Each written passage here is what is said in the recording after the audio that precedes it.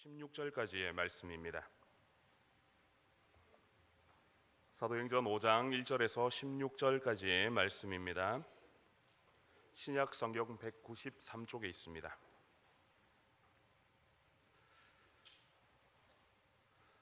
한 절씩 교독하도록 하겠습니다.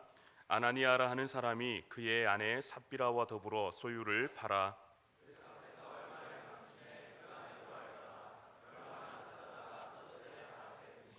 베드로가 이르되 아나니아야 어찌하여 사탄이 내 마음에 가득하여 내가 성령을 속이고 땅값 얼마를 감추었느냐.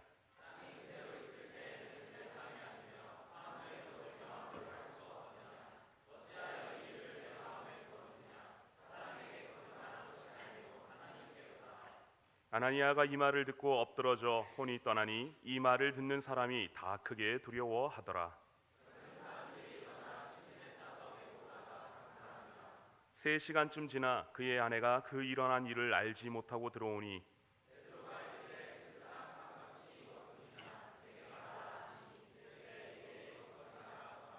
베드로가 이르되 너희가 어찌 함께 꾀하여 주의 영을 시험하려 하느냐.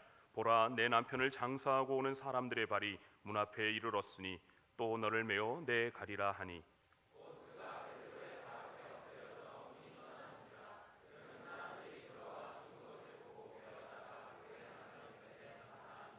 온 교회와 이 일을 듣는 사람들이 다 크게 두려워하니라.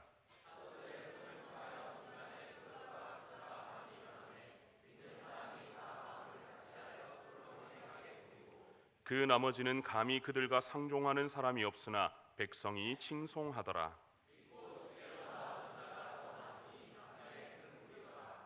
심지어 병든 사람을 메고 거리에 나가 침대와 요 위에 누이고 베드로가 지날 때에 혹 그의 그림자라도 누구에게 덮일까 바라고.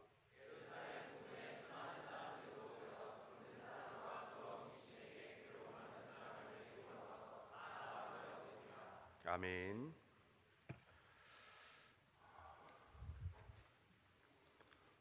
기쁜 소식일지는 모르겠지만은 오늘 예배가 조금 일찍 끝날 수도 있겠다는 생각이 듭니다. 찬양이 오늘 너무 일찍 끝났죠. 그러면서 지금 저희가 성경 봉독까지 했는데도 시간이 30분을 조금 지나 있습니다. 기쁜 소식 아닌가요? 우리 함께 옆에 분들과 이렇게 인사 나누었으면 합니다. 온전한 예배를 드릴 수 있었으면 합니다. 한 번 더 인사할까요? 하나님께 전심을 다하여 나아갑시다. 예. 며칠 전에요, 제가 잠을 자다가 한 꿈을 꾸었습니다. 꿈에 나왔던 장소와 시간, 이런 여러 배경들은요 확실하게 기억이 나지가 않습니다. 단지 푸른 풀밭 같은 곳에서 길을 거닐고 있었는데요, 옆에 아내와 함께 길을 걸으면서 이야기를 나누는 그런 꿈이었습니다. 어떤 대화를 나누었는지 대화의 주제도 기억이 나지 않습니다. 꿈에서 느껴지는 감정은 단지 평온하였던 그런 느낌으로 남아 있습니다. 그런데 평온하던 분위기가요 갑작스럽게 반전을 일으켰습니다. 제가 갑작스럽게 죽은 것입니다. 참 황당하지요. 꿈을 꾸고 있던 저도 참 황당했습니다. 꿈에서도 이 황당해하면서요, 내가 죽었네 라는 이러한 이야기를 하고 있더라고요. 그런데 갑자기 내가 왜 죽었지라는 이 생각을 하면서 제가 죽었다는 것을 인지하게 되는 순간 불안한 마음과 두려운 마음이 엄습해 오는 것이었습니다. 이대로 죽으면 안 되는데, 아직 내가 해야 할 일이 아직도 많이 남아있는데 라는 이런 생각과 함께요, 특히 살도 빼고 목사 안수도 받아야 하는데 라는 어이없는 생각을 하면서 잠에서 깨었던 그런 기억이 있습니다. 한동안 멍하면서 기분도 찝찝하고요, 그 자리에 앉아서 있는데 죽음에 대한 두려움은 여전히 남아있더라고요. 살아오면서 죽음에 대하여서 이렇게 막연하게만 생각을 하면서 살았는데, 실제로 죽은 것은 아니었지만은 꿈에서 간접적으로 이렇게 죽음을 맞이하게 되니 기분이 참 묘한 것입니다. 그리고 죽음이 두렵다는 생각도 살아오면서 거의 하지 않았었는데 처음으로 이 죽음이 두렵다라는 그런 생각을 했던 그런 기억이 있습니다. 지나온 세월 가운데 누군가와 죽음에 대한 이야기를 나눌 때면은요, 언제나 자신 있게 어떠한 죽음이 나를 찾아오더라도 나는 그 죽음에 의연할 수 있다라고 이렇게 이야기를 하면서 살아왔습니다. 자신만만하게 그렇게 살아왔지만은 막상 제가 죽게 되는 그 꿈을 꾸고 나서는요, 그렇지 않은 저를 발견하게 되더라고요. 이 죽음에 대한 공포나 두려움은 비단 저만 느끼는 그러한 감정은 아닐 것입니다. 어느 학자는 사람이 죽음에 대하여 두려움을 가지는 이유에 대해서 이렇게 이야기를 하고 있습니다. 인간에게 있어 죽음이란 자신의 존재가 사라져 버린다는 것에 대한 공포와 두려움의 대상이다. 죽어가는 가정 중에 있는 인간은 본능적으로 알 수 없는 두려움과 공포감에 휩싸이게 되어 있다. 또한 인생이라는 것이 즐겁고 유쾌한 경험으로 연결이 되어져 있기 때문에 그것으로부터 단절되는 것을 본능적으로 두려워하기 때문이다.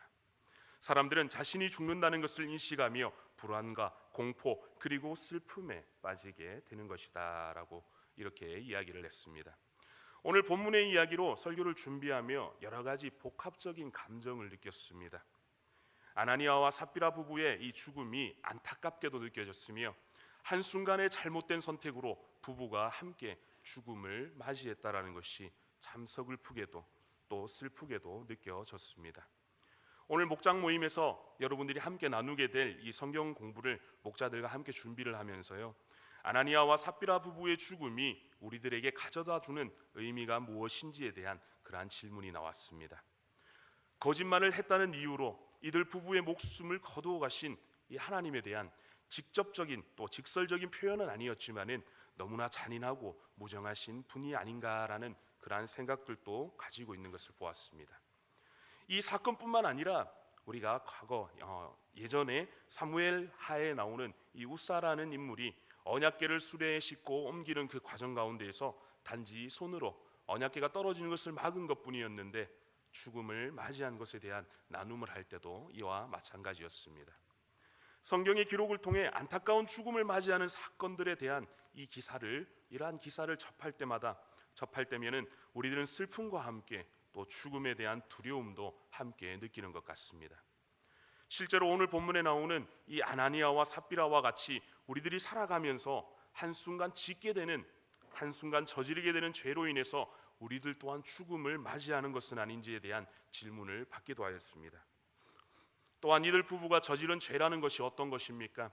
자기들이 가지고 있던, 자기들이 소유하고 있던 그것을 팔아서 얻게 된 돈을 가지고 헌금을 드리게 되는데 그 금액을 전부 헌금하지 않았다는, 조금 떼어서 몰래 감추어 두었다라는 그 이유로 그것으로 죽음을 맞이하게 되었다라는 그러한 생각이 우리들의 마음을 불편하게 만들기도 하는 것 같습니다.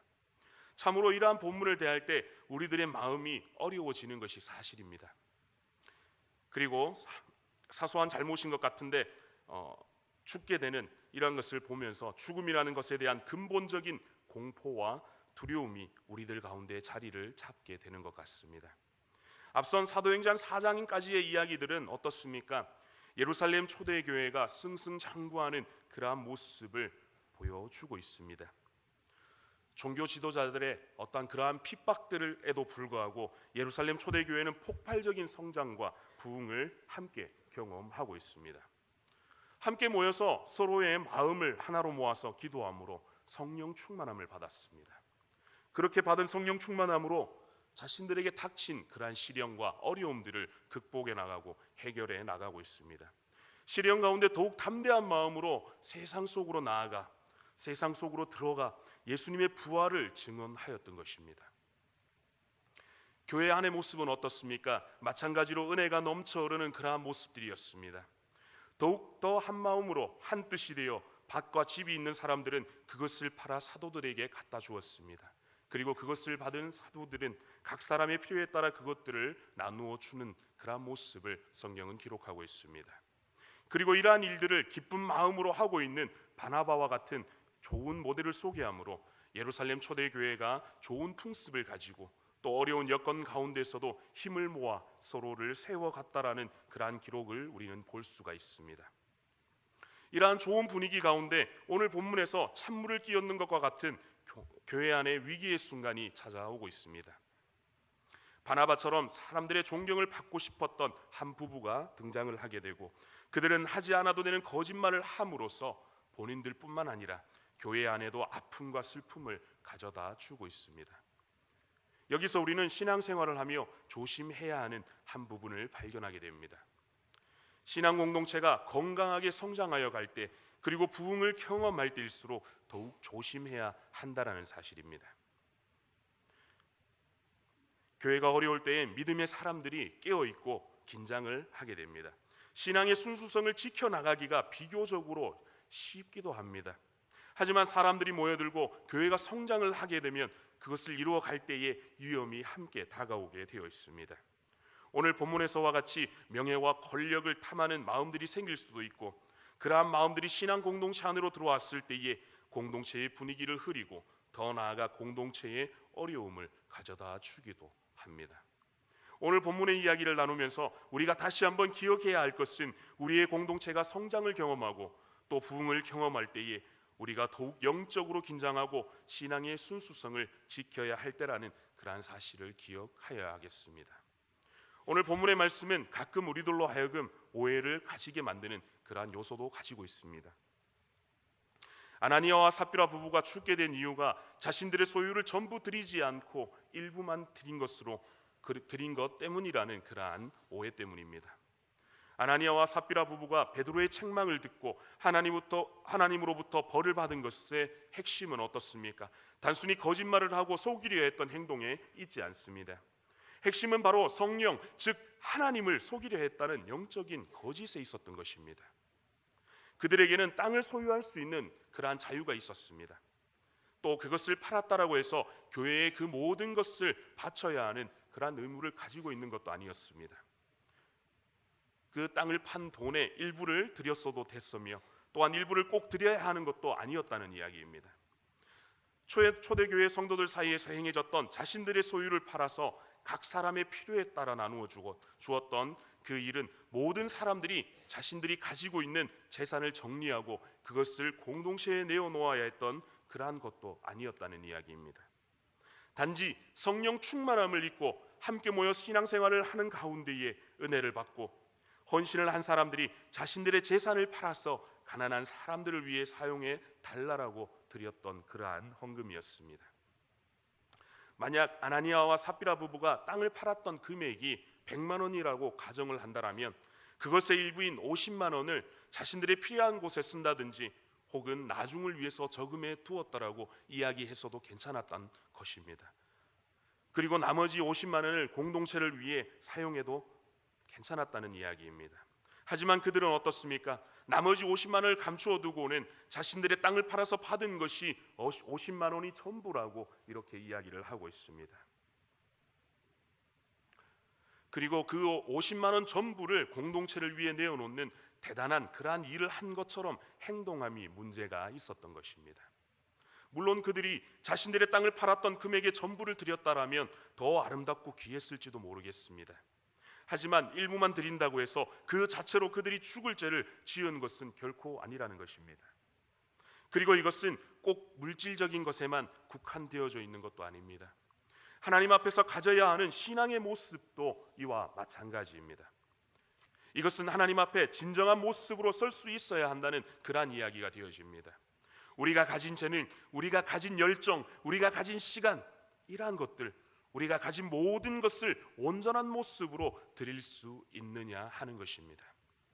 주일이 되어 교회에 나와 하나님 앞에 거룩한 모습으로 예배를 드리고 나머지 현실의 삶에서는 마치 그리스도인이 아닌 것처럼 그러한 모습으로 여러 이유들을 들면서 온전한 모습으로 살아가지 못하는 것입니다. 예배를 드릴 때는 은혜의 감격에 빠져 우리가 가진 모든 것이 하나님께서 허락하신 것이라는 고백과 함께 모든 삶을 전적으로 하나님께서 원하시는 삶을 살겠다라고 고백하면서 현실에서는 전혀 그렇지 않은 모습들입니다. 교회에 나와서는 예배자의 모습을 위장하고 다른 사람들 눈에는 예배를 잘 드리는 그러한 신앙이 뛰어난 사람으로 보이려고 애를 쓰면서도 정작 그 안에는 온전하신 하나님 앞에 참된 예배자로 하나님을 경외하는 모습이 없는 그러한 모습들입니다. 말씀 한 구절을 찾아보도록 하겠습니다. 누가복음 18장 9절에서 14절의 말씀입니다. 누가복음 18장 9절에서 14절까지의 말씀입니다.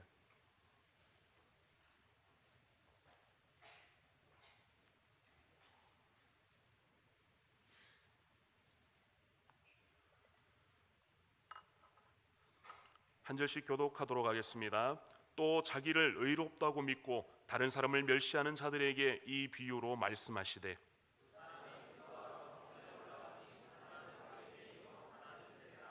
바리새인은 서서 따로 기도하여 이르되 하나님이여 나는 다른 사람들 곧 토색 불이 간음하는 자들과 같지 아니하고 이 세리와도 같지 아니함을 감사하나이다.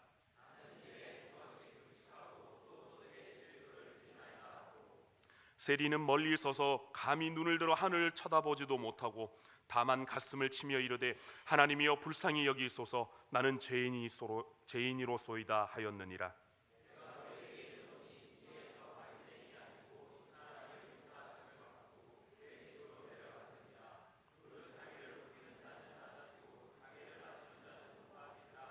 아멘. 여러분, 신앙이란 어떻습니까? 신앙이란 결국에 누구를 더 사랑하며 누구 앞에서 자신의 모습을 점검하고 또 누구의 눈에 들기를 노력하느냐 하는 것입니다. 하나님께 온전한 모습으로 전심을 다해 우리의 것들을 내어놓을 수 있느냐 하는 것이란 이야기입니다.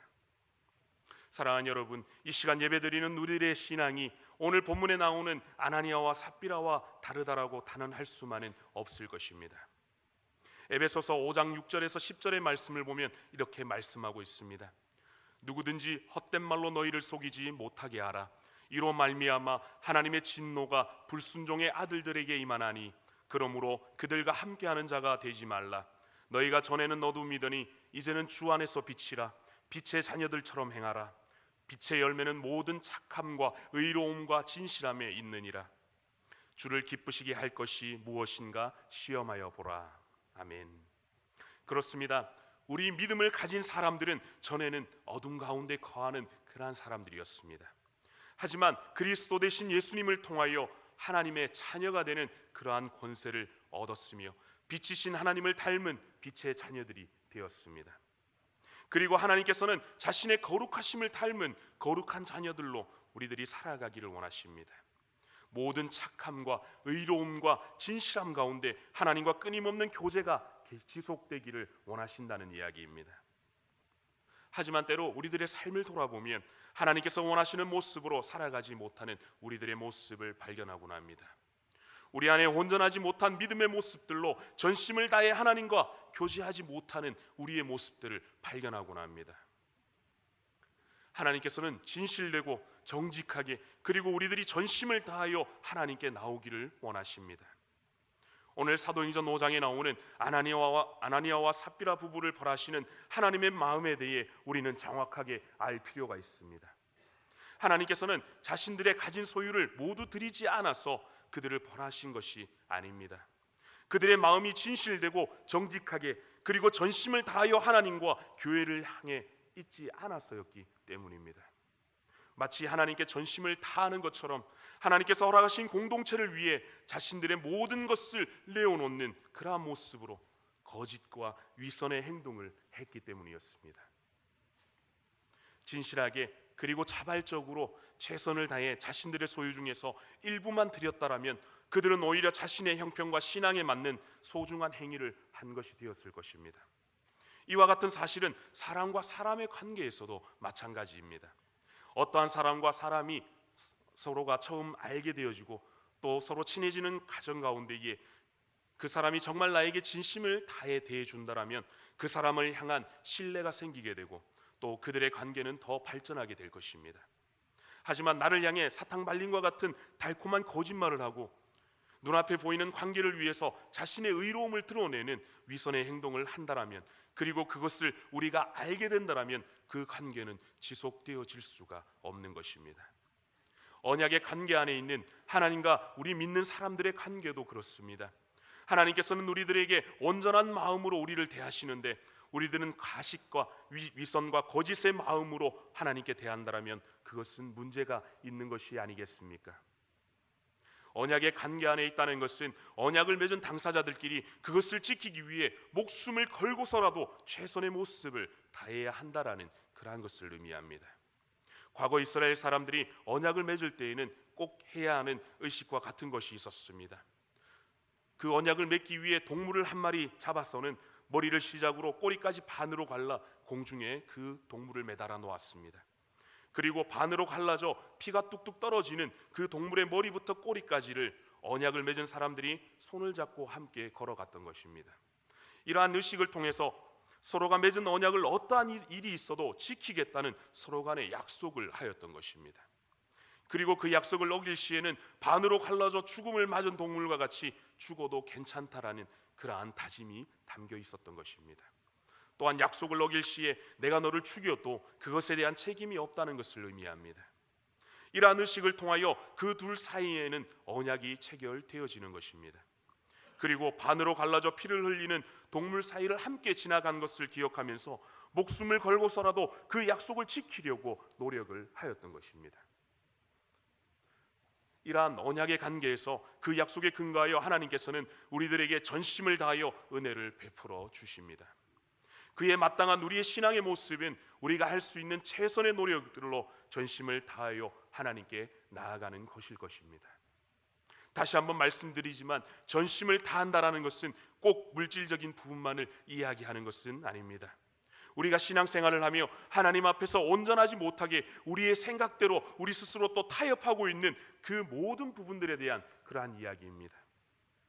하나님 앞에 이 정도의 모습이면 괜찮겠지, 내 삶이 바쁘니 주일 예배 한 번만 드리는 것도, 혹은 그 예배를 한 번쯤은 빠지는 것도 큰 시간을 내는 것이고 괜찮겠지라고 생각하는 것, 다른 약속이 있으니 오늘 목장 모임은 한 번쯤 빠져도 되겠지라고 이러한 스스로의 타협들. 사랑하는 여러분, 그러면서 어떻습니까? 나는 하나님 앞에 모든 것을 온전히 전심을 다해 드리고 있습니다 라고 고백하고 있는 우리의 모습은 아닙니까? 우리 신앙인들의 삶은 최종적으로 하나님을 기쁘시게 하는 삶을 마땅히 살아내는 것입니다.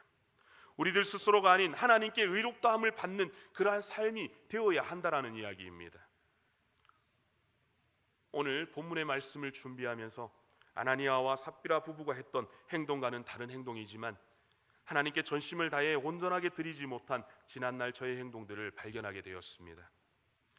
제가 대전으로 와서 여러분들과 함께 한지 어느덧 1년이라는 시간이 넘었습니다. 1년 전 이맘때에 처음 대전으로 와서 한 달의 시간을 보내고 첫 사례비를 받았습니다. 이사를 하며 여기저기 필요한 부분들의 지출을 하다 보니 금전적으로 힘들게 되었습니다. 사례를 받고 한 주가 지나 헌금을 하려다 보니 11조와 감사헌금을 할 돈이 부족한 것이었습니다. 그래서 아내와 함께 앉아서 이것을 어떻게 하면 좋을지 의논을 하였습니다. 그리고 태어나서 처음으로 전당포라는 곳으로 향했습니다. 제가 가지고 있는 노트북과 카메라, 여러 물건들을 가지고 갔는데 그 모두가 전당포에서 취급을 하지 않는 그러한 물건들이라는 것입니다.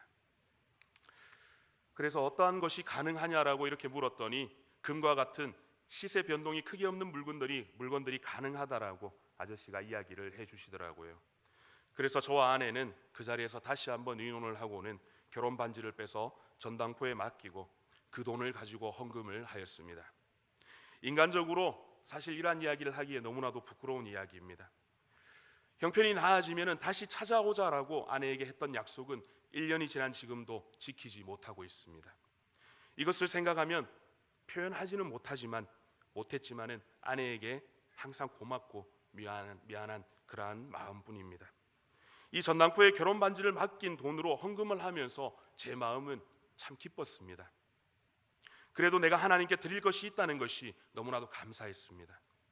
부족한 부분을 하나님께서 반드시 채워주실 것이라는 그러한 생각으로 위안을 삼았습니다. 사랑하는 여러분, 제가 지금 개인적으로 부끄러운 저의 이야기를 여러분에게 하는 것은 제가 이만큼 대단한 일을 했다라고 이야기하는 것이 아닙니다. 여러분도 모든 소유를 팔아 하나님께 드리라는 그러한 이야기를 하는 것도 절대 아닙니다. 오히려 그 반대의 이야기를 하려고 하는 것입니다. 저는 스스로 이 정도의 것을 하나님께 드리면 하나님께서 반드시 기뻐하실 것이라는 제 스스로의 위안과 제 신앙에 스스로 만족하면서 믿음을 시험하였던 것입니다. 하지만 하나님께서는 이러한 것을 기뻐하시지 않는다는 그러한 사실을 오늘 본문 말씀을 통해서 알게 되었습니다. 하나님께서는 자신이 베풀어 주신 은혜가 큰 것이니 그 은혜에 해당하는 만큼의, 그리고 베풀어 주신 모든 것을 내어놓으라고 그렇게 말씀하는 분이 절대 아니십니다. 하나님께서는 그만큼 옹졸하신 분이 아니시라는 이야기입니다. 우리에게 허락되어진 것이 하나님께서 허락해 주신 것이라는 그 믿음과 그것을 인정하는 전심을 하나님께서는 원하신다는 것입니다. 아나니아와 삽비라 부부의 사건을 바라보며 하나님께 모든 것을 드리지 않고 우리의 쓸 것과 우리의 필요에 따라 몰래 얼마를 감춰두는 행동을 통해 우리에게도 아나니아와 삽비라와 같은 벌이 임하는 것이 아닐까 노심초사하는 그러한 모습은 당당하지 못한 신앙인의 모습임을 알아야 하겠습니다. 우리 스스로가 전능하신 하나님을 마치 고리대금업자와 같은 그러한 모습으로 만들고 있는 것입니다. 신앙생활을 하는 것이 마치 커다란 십자가를 진 마냥 우리 스스로가 만들어 놓은 율법에 갇혀 우리들을 감찰하시고 우리들을 심판하시는 하나님의 은혜를 의심하는 우리들의 모습을 돌이켜야 하는 것입니다. 우리에게는 모든 것을 베풀어 주신 한없이 은혜로우신 하나님을 오해하여 심판하시기를 즐겨하시는 두려운 하나님으로 만들어 버리지는 않았는지 우리의 마음과 생각을 다시 한번 점검해 볼 수 있었으면 합니다. 그리고 그 오해 가운데 차라리 신앙생활을 하지 않고 우리의 목숨을 부지하는 것이 더 낫겠다라는 생각을 하는 우리의 모습이 있다라면 그것을 회개하고 우리에게 허락되어진 것들에 대한 감사와 기쁨을 진정으로 찾아볼 수 있어야 할 것입니다. 또한 하나님께서 우리를 향하신 마음과 우리에게 원하신 올바른 뜻을 알아가기에 힘쓰며 그것을 위해 순전한 마음으로 전심을 다하여 하나님을 기쁘시게 할 수 있는 우리들이 될 수 있었으면 좋겠습니다. 초대교회에서 일어난 아나니아와 삽비라 부부가 갑작스레 죽은 이 일을 목격하고 그 이야기를 듣는 모든 사람들이 크게 두려워하였다라고 성경은 기록하고 있습니다. 얼마나 충격적인 그러한 일이었겠습니까? 오늘날 이 본문을 대하는 우리들의 마음에도 혼란이 있고 어려운 마음들이 사실인데 말입니다. 본문에 나오는 두려워하는 마음은 하나님을 경외하였다는 표현으로 보아야 하는 것이 맞습니다.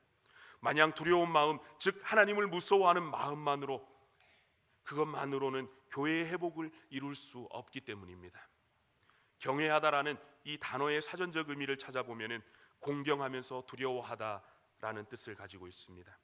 그리고 이 뜻은 좋은 마음, 곧 존경하는 마음으로 모든 것을 삼가 조심한다라는 그러한 의미입니다.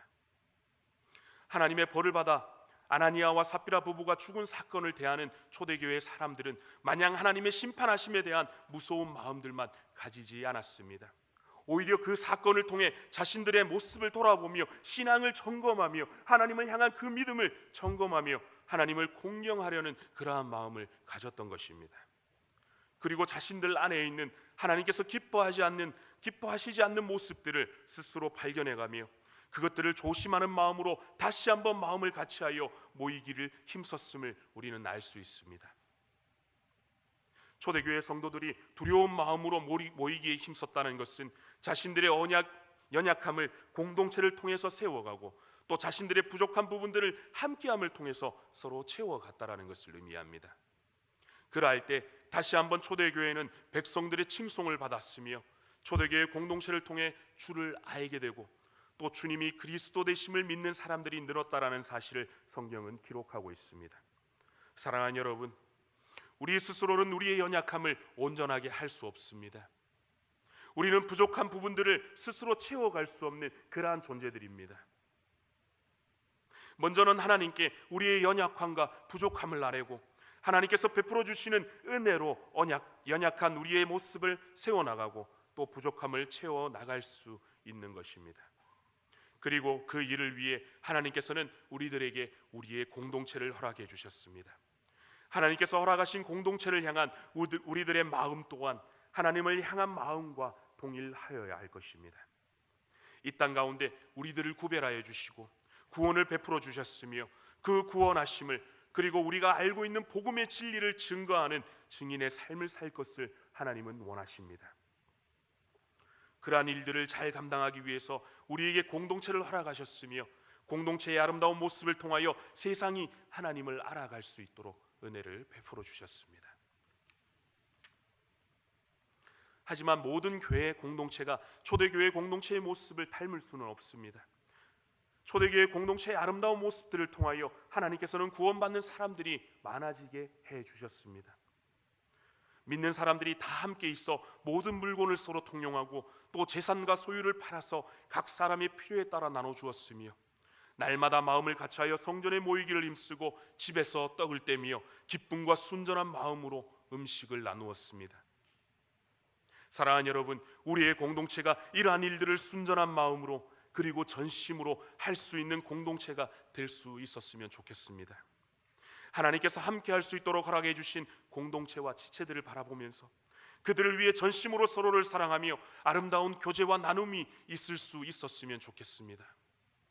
아파하고 슬퍼하는 형제와 자매를 바라보며 내가 너를 위해 기도하겠다라는 이야기로만 위로하는 것이 아니라 전심으로 그 형제와 자매를 위해 함께 울어주며 그들을 안아줄 수 있는 우리가 되었으면 좋겠습니다.